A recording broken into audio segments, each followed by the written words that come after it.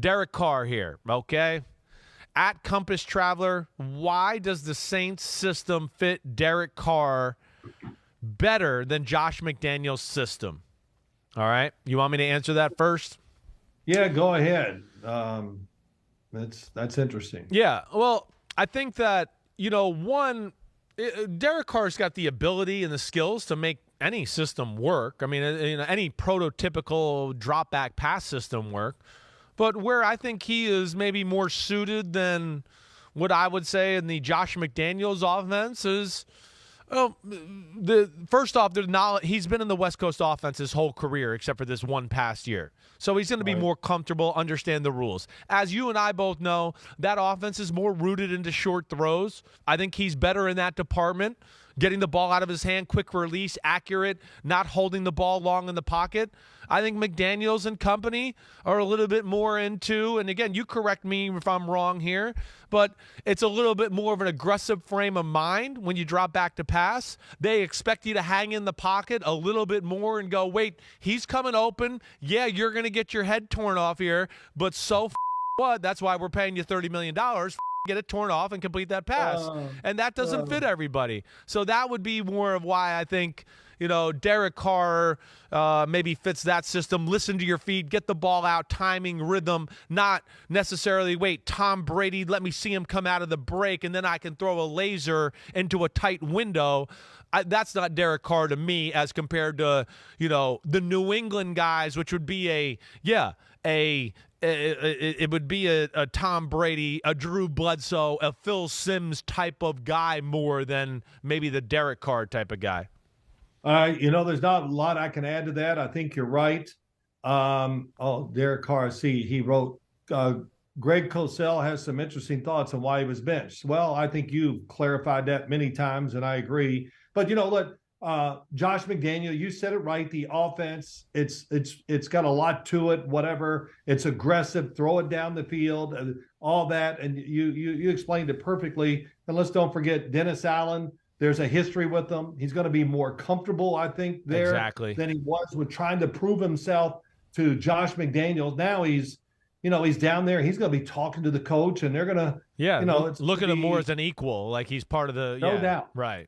Yeah, and they're excited to have him. They know he's the man. They paid him everything. It makes him feel better. He's got some cachet in the locker room. He can be that guy, which I've always heard. Derek Carr is truly, the first in, last out. He loves his work. I love his passion. He takes care of his body. He's got a good arm. I'd like to see him move more. Yeah. He moves the throw, move the run. Every once in a while, you just got to move the run. And I've talked about this, and you and I are about draft picks coming out. They move to always throw. And in the NFL now, yeah, you want to do that, but you got to move the run too and pick up those valuable yards every now and then. Yeah, like you talked about with Aaron Rodgers and kind of reviving himself if he goes to the New York Jets. I think we're going to see that with Derek Carr too, a little bit because of what you're explaining. Again, last year was not his best year. And I can sit here and tell you, it ain't easy to go from the system he was into the Josh McDaniels system. It's like you were talking English and now I got to talk, Mandarin over here. And I can't even think about what the hell I'm saying, let alone I can't figure out the words I'm saying, let alone picture the play in your brain. But he didn't play his best. We know that.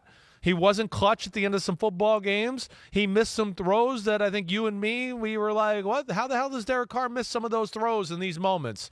But I think this gets him back on edge and gets him back on track in the right way. And you're right. I think it's going to be a more comfortable environment for him. Last thing, Christopher. Sometimes it's not always the same depending on the person.